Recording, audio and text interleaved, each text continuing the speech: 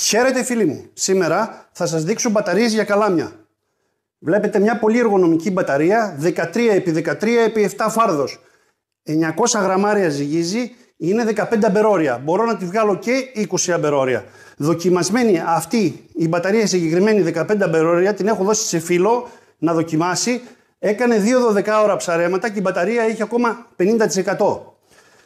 Φορτίζεται με έναν φορτιστή λιθίου από τα πλάγια και μπορείτε να τη βάλετε.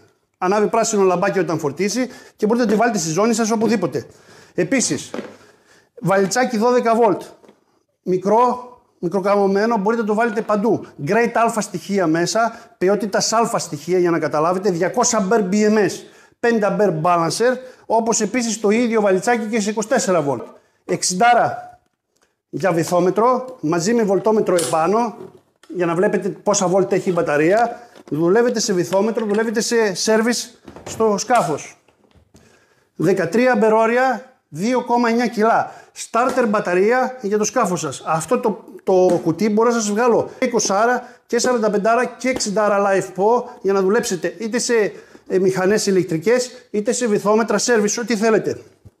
Όπως επίσης δεν έχω εδώ πέρα, έχω και τις περίφημες μπαταρίες Battery Lab με την τηλεμετρία. Μπορώ να ελέγξω την μπαταρία σας από το κατάστημά μου και να σας βοηθήσω σε οτιδήποτε. Μπορούμε να σας φτιάξουμε ό,τι μπαταρία θέλετε κατά παραγγελία. Επίσης βγαίνει και αντίστοιχη 90 αμπερόρια εκκίνησης. Για να βάζετε μπρος 90 αμπερόρια, 13 κιλά. 13 κιλά η μία και 3 κιλά η άλλη, 16 κιλά έχετε δύο μπαταρίες. Αυτή πουλείται για service μπαταρία.